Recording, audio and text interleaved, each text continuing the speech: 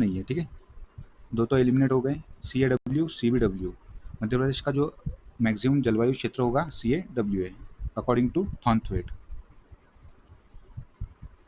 मध्य प्रदेश में खनिजों का वितरण असमान होने का मुख्य कारण क्या है? ये भी कॉमन सेंस का आप इसको क्वेश्चन कह सकते हो। खनिजों के असमान वितरण का मध्य प्रदेश में क्या कारण है? तापमान का असमान वितरण, नो, तापमान से कोई लेना देना ही नहीं है खनिजों के वितरण का। वनस्पति का असमान वितरण, या आप इसको क्वेश्चन मार्क कर सकते हो एक बार कि हो सकता है या नहीं। सेल समूह का असमान वितरण, ये मोस्ट अप्रोप्रिएट लग रहा है। वर्षा का असमान वितरण, ये कोई लॉजिक सेंस नहीं बनता है वर्षा से और खनिज का वितरण से। आपके पास अभी दो ऑप्शन बचे हुए हैं, वनस्पति का असमान वितरण, सेल समूह का असमान वितरण। तो मोस्ट अप्रोप्रिएट होगा सेल समूह का असमान वितरण। जैसे हम जानते हैं धारवाड़ क्रम की चट्टानें मिलती है मध्य प्रदेश में, विंध्यन क्रम की चट्टानें, और जो रेत की चट्टानें मिलती है, कुड़प्पा चट्टानें, बुंदेलखंड में आर्किन क्रम की चट्टानें। तो इस तरीके से सेल समूह का असमान वितरण है खनिजों के असमान वितरण का एक कारण है। निम्नलिखित में से कौन मध्य प्रदेश के सबसे कम समय तक पूर्णकालिक राज्यपाल रहे हैं?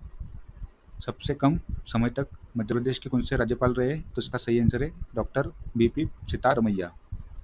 मध्य प्रदेश के प्रथम राज्यपाल रहे डॉक्टर सीतारमैया, पट्टाभी सीतारमैया, ठीक है। इनका कार्यकाल सबसे छोटा रहा है।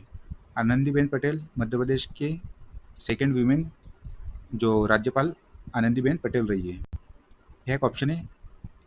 श्री एन वांचू, इनका जन्म मध्य प्रदेश के सतना जिले में हुआ था, ठीक है। एन वांचू एक IAS ऑफिसर भी रहे थे। KC रेड्डी, ये जो संविधान सभा है उनके सदस्य भी रहे थे, KC रेड्डी। ये क्वेश्चन आयोग ने डिलीट कर दिया है। मध्य प्रदेश में अनुसूचित जाति एवं परंपरागत वन निवासियों के वन अधिकारों की मान्यता के लिए निम्नलिखित में से कौन सा अधिनियम लागू किया गया था? जो बेसिकली ट्राइब्स हैं उनके राइट्स को प्रिजर्व करने के लिए कौन सा एक्ट लागू किया गया है मध्य प्रदेश में? जनजातीय अधिकार अधिनियम, वन संरक्षण अधिनियम नहीं। जो वन अधिकार अधिनियम है उसके माध्यम से जो ट्राइब्स है जल जंगल जमीन के उनके राइट्स प्रिजर्व किए गए। इसके आप जो नॉर्म्स है वो देख लीजिएगा। उषा किरण योजना का प्राथमिक उद्देश्य क्या है? यहाँ 4 ऑप्शन आप देख सकते हो। महिला को वित्तीय सहायता प्रदान करना, नो। घरेलू हिंसा से सुरक्षा प्रदान करना, ग्रामीण क्षेत्रों में बिजली उपलब्ध कराना, नई बिजली उपलब्ध कराना इसका जो गोल है वो नहीं है। महिलाओं को रोजगार के अवसर प्रदान करना, ये भी इसका उद्देश्य नहीं है। उषा किरण योजना मध्य प्रदेश में घरेलू हिंसा से उनकी रक्षा करने उसके तहत इसे लागू किया गया था। घरेलू हिंसा से रक्षा के लिए उषा किरण योजना MP गवर्नमेंट की है।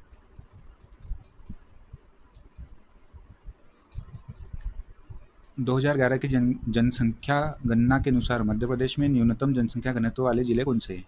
जिसकी मैंने आपको ट्रिक भी बताई थी जब हमने सेंसस सॉल्व किया था 2011 का। यदि आपने नहीं देखा तो प्लेलिस्ट बनी हुई है, आप देख सकते हो। DSP जो न्यूनतम जनसंख्या घनत्व वाले जिले हैं उसकी ट्रिक हमने देखी थी। DSP डिंडोरी, श्योपुर, पन्ना। आपके मन में क्वेश्चन आएगा कि ये तो न्यूनतम वाले हो गए, अधिकतम वाले, तो अधिकतम वालों की भी हमने ट्रिक देखी थी। BIJ, ठीक है। बीज, भोपाल, इंदौर, जबलपुर, ये अधिकतम जनसंख्या घनत्व वाले जिले, जबकि न्यूनतम वाले की ट्रिक है DSP, ठीक है। इसका सही आंसर हो जाएगा Dindori.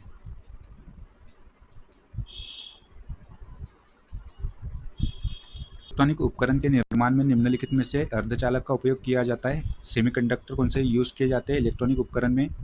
GE, silicon, gallium arsenic, phosphate, उपयुक्त सभी। तो ऐसे क्वेश्चन में मैक्सिमम चांस होता है उपयुक्त सभी हो, ठीक है। इसका करेक्ट आंसर है उपयुक्त सभी। आर्टिफिशियल इंटेलिजेंस का क्षेत्र है, ठीक है। Data science, natural language processing, computer vision, उपयुक्त सभी। ये हमने तीसरा क्वेश्चन देखा जिसमें उपयुक्त सभी आंसर है। 12वें नंबर का, 11वें नंबर का, और एक क्वेश्चन हमने पहले भी देखा था इसमें, ये वाला 3rd नंबर का, जिसमें all of the above answer है।